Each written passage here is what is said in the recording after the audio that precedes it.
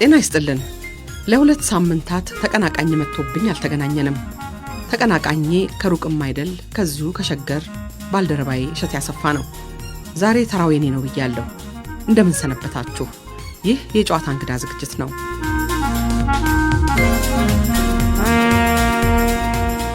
የዛሬው ጨዋታ ከሁለት ወጣት ታዋቂ የሙዚቃ ሰዎች ጋር ነው። ዘሪቱ ከበደና ሚካኤል በላይነህ። ዘሪቱን መጀመሪያ የተዋወቅናት መላመላ በሚለው ለኤችአይቪ ኤድስ በተዘጋጀው ነጠላ ዘፈኗ ሲሆን በስሟ የሚጠራው አልበሟ ዘሪቱ ታዋቂ አድርጓታል። ዘሪቱ ከተሳተፈችባቸው ማህበራዊ አገልግሎቶች ውስጥ ከዩኒሴፍ ጋር ስለ ጡት ማጥባት አስፈላጊነት የብሪቲሽ ካውንስል ኢንተርናሽናል ክላይሜት አይከን ብሎ መሰየሙና ከዚሁ ጋርም ኢቭ ሮሼ ፕላንት ፎር ዘ ፕላኔት ፋውንዴሽን ጋር መስራቷ፣ ያኔ የሚለው ዘፈኗ ደግሞ ለሲንድሮም ዱ ታይታን በሚለው በአካባቢ ወይም ባዮዳይቨርሲቲ ፊልም ላይ ማጀቢያ መሆኑ ነው። አሁን ደግሞ ኢትዮጵያ አረንጓዴ በሚል በተዘጋጀ የሙዚቃ ትርኢት ላይ ተሳተፋለች። ይህ ዝግጅት በአገራችን ዛፍ መትከልንና መንከባከብን ለማስለመድ የሚደረግ የህዝብ አገልግሎት ስራ ነው። በቅርቡ ዘሪቱ ከዚሁ ጋር በተያያዘ አዲስ ነጠላ ዜማ አርቲፊሻል የሚል ከብሪቲሽ ካውንስል ጋር አቅርባልናለች። ዘሪቱ ከዘፋኝነቷ በተጨማሪ ግጥምና ዜማዎቿን ትደርሳለች። ሁለተኛውን እንግዳችንን ሚካኤል በላይነህን የተዋወቅ ነው ወይንም የተዋወቅኩት ማለት ሳይሻል አይቀርም ውበትን ፍለጋ የሚለውን ቲያትር ርዕስ ይዞ ባቀረበው ውበትን ፍለጋ ነጠላ ዜማው ነው። መለያ ቀለሜም ሌላው ተወዳጅ ነጠላ ዜማው ነው። የመጀመሪያው አልበሙ አንተ ጎዳና ዛሬም ተወዳጅ ነው። በማህበራዊ አገልግሎት በኩል በኤችአይቪ ኤድስ ዙሪያ በተሰራው መላመላ፣ ማለባበስ ይቅር፣ ማመን መተማመን ሚካኤል የተሳተፈባቸው ስራዎች ናቸው። በኢትዮጵያ አረንጓዴ ዝግጅት ላይ ሚካኤል ሁለተኛው ተሳታፊ ነው። ሚካኤል የአብዛኛዎቹ ዘፈኖች የዜማ ደራሲ ነው። ሚካኤል ትዝታና ሌሎችም በርካታ ነጠላ ዜማዎችን አቅርቦልናል። የሁለተኛውን አልበሙን ስራ በማጠናቀቅ ላይ ስለሆነም በቅርቡ አዳዲስ ስራዎች ያስደምጠናል ብለን እየጠበቅን ነው። አድማጮቻችን፣ ሚካኤልንና ዘሪቱን እንግዳ ላደርጋቸው ስፈልግ ቆይቻለሁ። አዲስ ስራቸውን ይዘው ቢቀርቡ እንደሚሻል ተማከርንና እንግድነታቸውን አዘገየሁት። ይህን አዲስ ስራ ሲኩሉት ሲነቅሱት አዘገዩብኝ። ቀጠሯችን እንደተጠበቀ ይሁንና ዛሬ በኢትዮጵያ አረንጓዴ ሐሳብ ዙሪያ እንድንነጋገር ጋበዝኳቸው።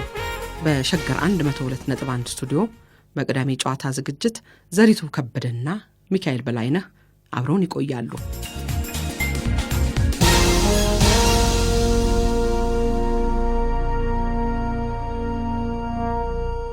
መጀመሪያ እንኳን ደህና መጣችሁ። ፈቃዳችሁ ስለሆነ በጣም እግዚአብሔር ይስጥልኝ። እናመሰግናለን። አልበዛም ወይን ሰው ሲሪየስ ሊወሰደው ወይስ በጣም አሪፍ የዳንስ ዘፈን ነው አለ ኮንቴንቱን በደንብ ተረዳልኝ ብለሽ ታስቢያለሽ? አሁንም ገና አስተያየት እየተቀበልኩኝ ነው። እስካሁን ያለው አስተያየት እስካሁን የተለያየ ነው አስተያየቱ። ግን ከሙዚቃው በላይ በጣም ደስ ያሰኘኝ ነገር የሰው ሁሉ አትኩሮት ወደ መልእክቱ፣ ወደ ሀሳቡ በተለያየ መንገድ ደግሞ ወደ ራሱ እንዲያይ አርጎታልና በጣም ደስ ብሎኛል። ስለዚህ ሀሳቡን ተቀብሎታል። አሁን ዛሬ አልበዛም ወይ ልንል ነው ሚካኤል የተገናኘ ነው አይደለ? የዘሪቱን ሀሳብ ይዘን ደስ ያለኝ እኔ ከዚህ ከኢንቫይሮንመንት ጋር ብቻ የተያዘ አይደለም። ስለ አስተሳሰብ አርቲፊሻልነት፣ አርቲፊሻል ነው አርስቱ ይመስለኛል። እኔ አልበዛም ወይ የሚለው ስለተመቸኝ ነው። ይቻላል። በጣም ነበር አርቲፊሻል። አዎ ጥሩ ነው። አርቲፊሻል የአማርኛ ፍቻ አለው እንዴ? ሰው በጣም ሩቅ ነው እሱ፣ ሩቅ ነው። ራሱ አማርኛ ሆኗል እኮ አርቲፊሻል እንደ ሆስፒታል በየቀኑ ስለምንጠቀመው እንደ ስፖርት እንደዛ ሆኗል። ለሁለታችሁም በእንዲህ ያለ ነገር ወይንም በእንዲህ ያለ ጉዳይ መሳተፍ የመጀመሪያችሁ አይደለም። ለእንደዚህ አይነት አገልግሎት የገፋፋችሁን አጋጣሚ ታስታውሳላችሁ? መጀመሪያ ገና ልጅ ሆናችሁ ማለት ነው። አሁንም ልጅ ናችሁ። አግቢና ነጠየቅ እንጂ አልጠይቅም። ከየት እንነሳ? እኔ ለምሳሌ አንድ ነገር ልጀምርላችሁ። በአብዛኛው የዚህ የሙዚቃ ሰዎች ከኛ ሀገር ጋር በተያያዘ ጉዳይ ነው እንደዚህ አይነት የማትጊያ ልበለው ቅስቀሳ የሚለው ነገር አንዳንድ ጊዜ የተዛባ ትርጉም ይዞ ይመጣል። we are the world አለ፣ ዱ ዜይ ኖ ኢትስ ክሪስማስ አለ ከኛው ሀገር የድርቅና የረሃብ ሁኔታ ጋር የተያያዘ ነው። ከዛ በኋላ ደግሞ የባንድ ኤድ እንቅስቃሴዎች ነበሩና ምናልባት እሱን ደርሳችሁበታል? እሱ መነሻ ይሆናል? አይሆንም ለኔ አይሆንም we are the world ላይ I think ደርሻለሁ ደስ በሚል መልኩ። ያው የሌላ ሀገር ሰው ላንች ተጨንቆ ያን ያህል ኢንቮልቭድ ሆኖ ተሳትፎ ሲሰራ ግን የኛ ሀገር ጋስት መጪ እንደዚህ አይነት ሀሳቡም በራስ እንደዚህ አይነት ነገር የመስራቱም ነገር ብዙ አልተለመደም ነበር። ያኔም ተዚልሽ እንደሆነ የቀደመው ራሱ we are the world ነው ከይመስለኛል ከብሩ ተስፋሸት በፊት እና ራሱ ለኛም ሀገር ኢንስፓይሬሽን የሰጠው የውጭ ነው እንደውን ጊዜው ማለት ነው። ያን ተቀባዮች ነን ብዙ ጊዜ ፈርዶብን እና ግን ወደ ራሴ ልምጣ።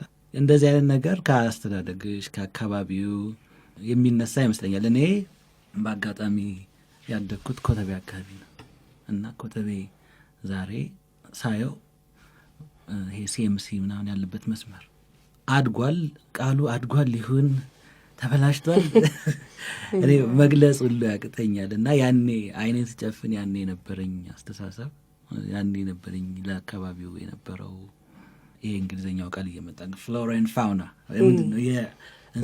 እጽዋቱ የእንስሳቱ ሜዳው እንትናንሽ ነፍሳቱ ቢራቢሮ ሁሉ አይኔ ላይ ያለና አሁን ሳየው ይገርመኛል። እና እንደዚህ ያለ ነው ነገሮች እየተለወጡ የሚመጡት እና በእኔ እድሜ ይገርመኛል ምን ያህል እንደተለወጥን። ከዛም በፊት እንደዚህ ሶሻል ነገር ላይ ስታዩ አሁን ማለባበስን ስንሰራ የኛ ሀገር የመጀመሪያው ትልቁ ችግራችን አሁንም ድረስ መነጋገር ነው እና የኤችአይቪ እንደዛ ሲስፋፋም ለብዙ ዘመን በቃ ሳናወራ ተፈራርተን እና ያንንም ለመስበር እግዚአብሔር ስጣው አሰፋ ጎሳዬ ነበር ከኤፍኤችአይ ጋር ሆኖ ያንን ሀሳብ ሲያመጣልን ምንም ዜማዬን ማለባበስን ለመስጠት ምንም ሄዚቴትም አላረኩም ነበርና እግዚአብሔር ይመስገን ፊድባኩም ጥሩ ነበር እና በዛ እያለ ነው የተገባው እንግዲህ እንጂ ይሄኛው በዚህ ሰዓት በዚህ ደቂቃ የሚባል ነገር ሳይሆን ቀስ እያልኩ የገባሁበት ነው የምትለኝ? አዎ ውስጥሽ ይኖራል ሁሌ የሳታስቢው የሶሻል ነገር የኮሚኒቲ አካባቢ የማህበረሰቡ ነገር ልብሽ ሁሌ የሆነ ነገር ያያል። ግን እድሉ ሲፈጠርልሽ ነው አንዳንድ ጊዜ ገፋ አርገሽ የምትገቢው እና በዛ ነው አመጣጡ። ዘሪቱ እኔ አሁን እያሰብኩ የነበረው ምንድነው ልጅነት ስትይ መጀመሪያ የጻፍኩትን ዘፈን አሰብኩና ከመቆርቆር የመጣ እንዲሁ የሶሻል ነገር ከአካባቢ ከምታዩ ቤታችን የነበረች ልጅ ነበረች ከጎጃም ነው የመጣችው እና በጣም ቀርብ ነበር ቤት ውስጥ ከሚሰሩት ጋር በጣም ቅርብ ነበር ጨዋታ አወራ ነበር 10 ዓመቴ ይመስለኛል እና ስለ ማግባቷ ስለ ደረሰባት ታወራይ ነበር እና ያ ነው ለመጀመሪያ ጊዜ የጻፍኩት ዘፈን። እኔ በራሴ ወደ ሙዚቃ ዘፈንን በወድም የሰው ዘፍንም ግጥምም በተናጠል በአማርኛ ክፍል ጽፍም ሙሉ ሆኖ የጻፍኩት ዘፈን ለዛች ልጅ ነው። ያኔ የመጀመሪያዬና አሁንም ድረስ ያች ልጅ በጣም ትጠራኛለች። አሁንም አልሰራውላትም። መነሻዬ ያ ነው።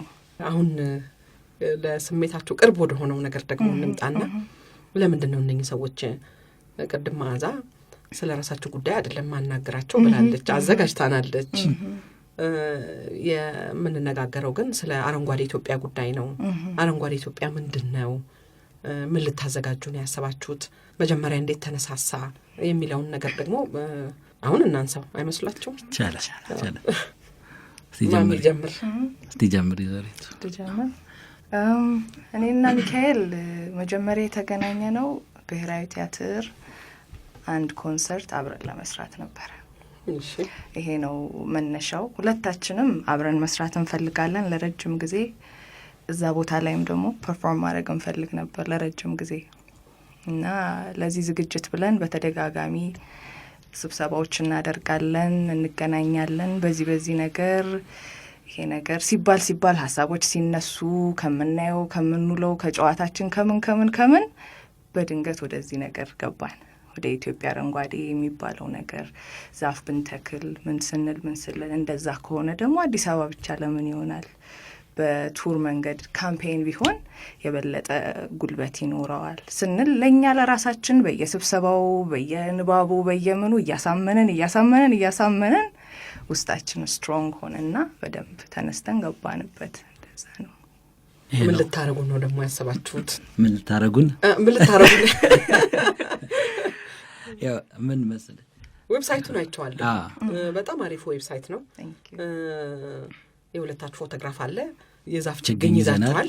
ችግኝ ትከሉ ነው የምትሉት። እዛ ላይ ብዙ ቁም ነገር አለ። አድማጮቻችን ገብተው ቢያዩትም ደስ ይለናል። ምናልባት ዌብሳይቱን አሁንም ማስተዋወቅ ይቻላል። www.ethiopiaarangwade.com እንደዛ ነው የሚለው።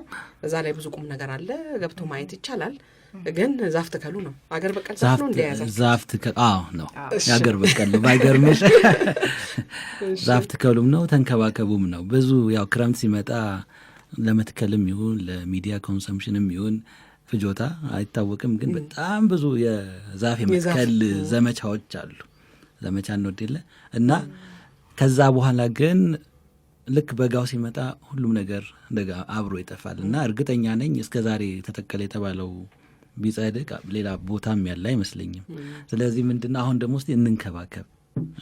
የሚተክል ሌላ ጊዜ አለው እና ከዛ በኋላ ረጅሙ ጊዜ እነዛን ዛፎች እንዲበቅሉ ችግኞቹ ለቁም ነገር እንዲደርሱ የማረጉ ነገር ብዙ የሚያስጨንቅ መሆንም ያለበት ይመስለኛል። ለዛም ነው አንዱ ፎከስ እንትና አቅጣጫችን ወደዛ ይመጣ። በዋናነት ይሄን ነው አሁን መንከባከብ ነው የተተከሉትን።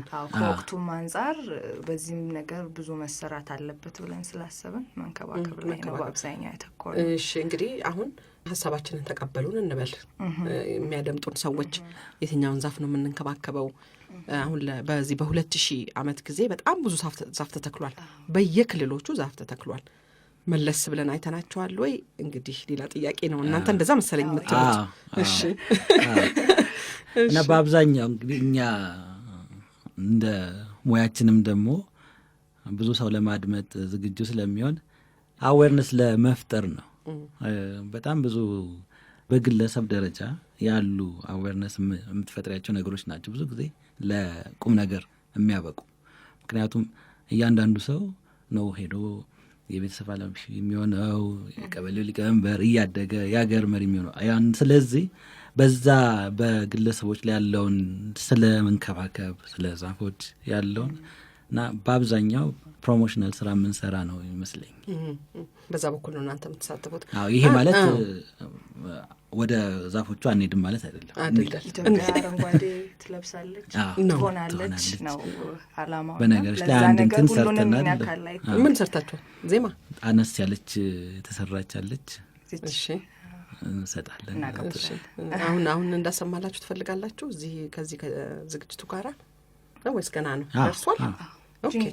ትንሽ ነች ነገር በጣም ይሆንሻል እንዴ? ፕሮግራም ለመስሪያ ጥሩ ናት። አሁን አስገባታለሁ እዚች ጋር አስገባታለሁ። ኢትዮጵያ አረንጓዴ ትለብሳለች። ይሁን። የሚገርማችሁ ነገር አሁን ለምሳሌ አንድ አባት እኔ እኮ ያደኩት ቀበና ወንዝ ውስጥ ዋኝቼ ነው ብሎ ቢል ቀበና ወንዝ አሁን እንግዲህ ውሃውም ላይኖር ይችላል። ልጅየው ግራ ሊገባው ነው። ቅድም ያልከው ነው ሚካኤል፣ ኮተቤ አካባቢ ያለው እጽዋትና የጥቃቅን የእንስሳቱ የዛፎቹ አይነት የተክሉ አይነት ያልከው ነው። ሁለተኛ አንድ ደግሞ በጣም የሚገርመው ነገር የዛሬ 40 ዓመት የሚዘፈኑ ዘፈኖች ስለኛ ሀገር ለምለሟ ኢትዮጵያ የጀግኖች ሀገር ወይም ደግሞ አረንጓዴው መስክሽ ወንዙ ሸንተረሩ እንደዚህ አይነት ዘፈኖች ናቸው። ያዩትን የዘፈኑት እነሱ እና ደግሞ ከዛሬ ስንት ሺህ ዓመት በፊት ደግሞ በነ ሉሲ በነ ሰላም ዘመን ደግሞ እንግዲህ እነ ዳይኖሶሩ ምኑ የሚራወጥበት ነበር የአፋር በረሃ። እና የሰው ልጅ ምን ያክል እንቀበላለን ይስማማል ያንስ ሉሲ ጋር ይደርስ ነበር ይሉናል። እንግዲህ እነ ዘረሰናይ እንደዛ ይሉናል። ግን ምን ያክል እንደተቀየረ በ40 ዓመት ውስጥ አሁን ለምለማ ኢትዮጵያ ብሎ ማለት ትንሽ እንዴ ያሰኛል።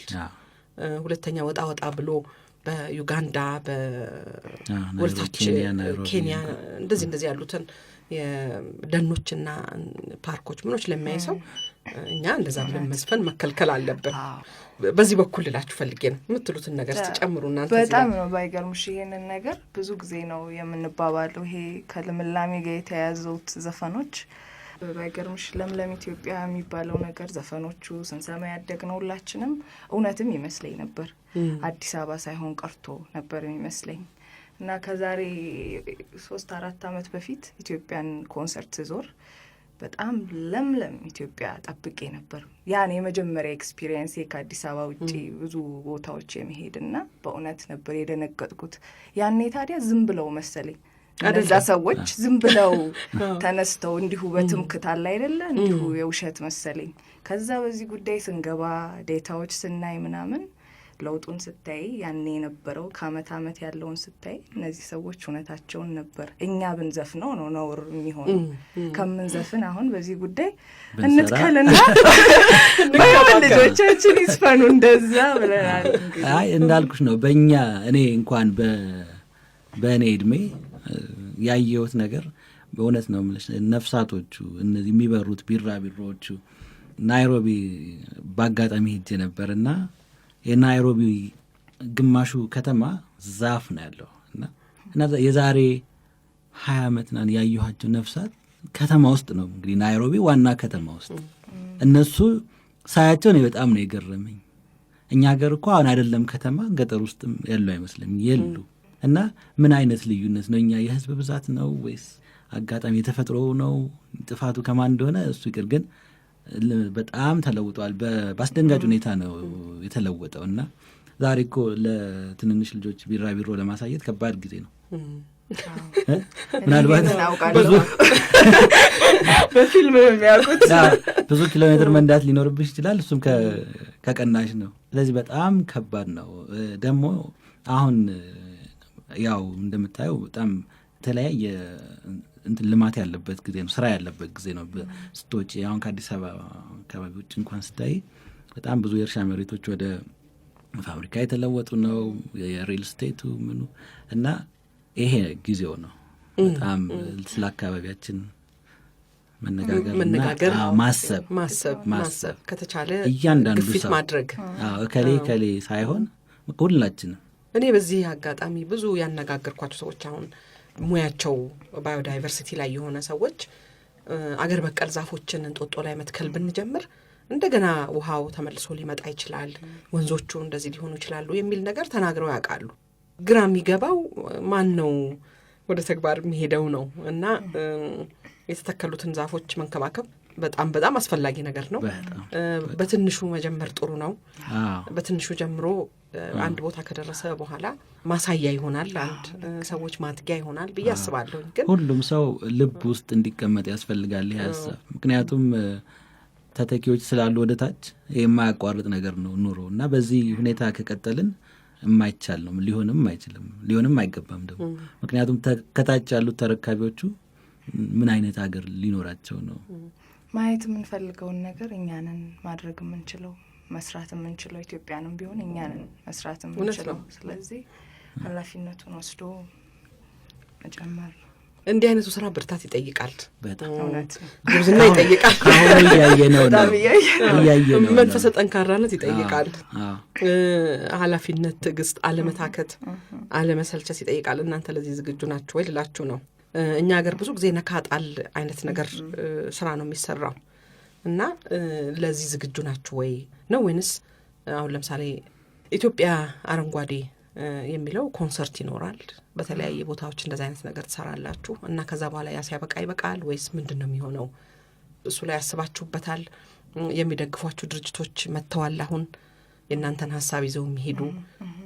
እዚህ ላይ እስቲ ደግሞ ትንሽ እንዳልሽ ኮንሰርት ይኖራል። ከኮንሰርቱ በተጨማሪ በየከተማው ካሉ ወጣቶች ጋር ከአዲስ አበባ ጀምሮ እነዛ ጉብኝቶች፣ እነዛን መንከባከቦች ራሳችን እናደርጋለን። በየተመረጠው አሁንም እየሰራንባቸው ነው፣ እናደርጋለን። ላሁኑ ድርጅቶችም ስቲል አሁንም ስራ ላይ ነን፣ እየፈለግን ነው። ያገኘናቸውም አሉ። ግን ያው የእኛ መንገድ የእነሱ መንገድ አስታርቆ መሄድ ትንሽ ያው ጊዜ ብዙ ነገር ይጠይቃል። ግን ጥሩ ነው። እስካሁን መጥፎ የሚባል አይደለም።